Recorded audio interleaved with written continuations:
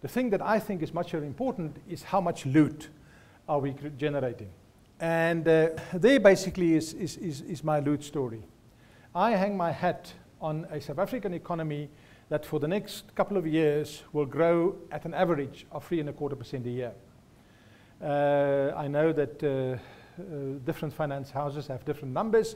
They're all higher. My number is the lowest. Why do I take a low number? For this reason.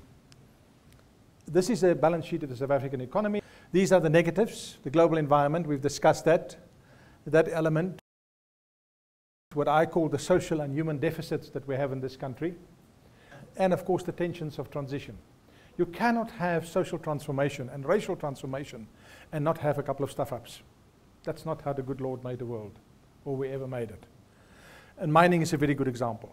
Either you say, blacks don't get a share in mining unless they buy a share of Anglo American on the stock exchange, or you say, no, we put black people into the mining industry and therefore we give them mining licenses. Those are your only two options. And will you get it wrong? Yes, you will. And that's what I call the tensions of transition. You won't stuff it up completely, but you will have areas of suboptimality, as we have with ICT and Kumba and ArcelorMittal. I don't think I have to motivate it further. So those are the negatives. What are the positives? The big one is number one. Investment in infrastructure holds the key to growth and productivity. In 2000, the public sector, the government, on all three levels, invested 4% of GDP in infrastructure. By 2007, when Polokwane took place, and Mr. Mbeki was kicked out or replaced, we were spending 6.5%.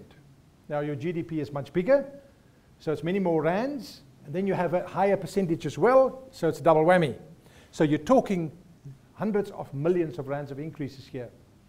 And in the current budget cycle, which runs for 3 years, the number comes out at 8.4%. This is a massive increase in investment. About a month ago, no, it was more, it was in April, in April, so it was about 2 months ago.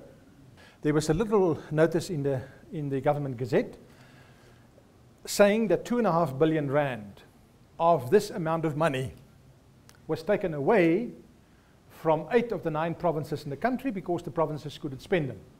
How much is 2.5 billion? It is 0.1% of GDP. So if 10 billion rand doesn't get spent, this spending falls from 8.4 to 8. Can you see how much money we're talking about? It's a fantastic story. The investment story, as far as I'm concerned, is not only a prerequisite for growth and development, it is also something that has been going on. And most commentators in South Africa miss this point. But that's my balance sheet. I'm sure you can add hundreds of items on both sides on your own. What I'm really trying to say here, there are negatives and there are positives. And I think the positives simply outweigh the negatives. And it leaves us with what I call a 3.25% growth rate. The lowest at the moment of people talking about growth. So there are 3 things you have to do to change the structure of this balance sheet.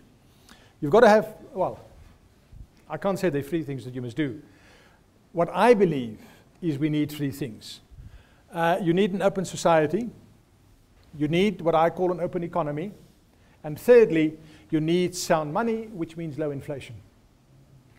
We have all 3. This is an open society, whichever way you want to go.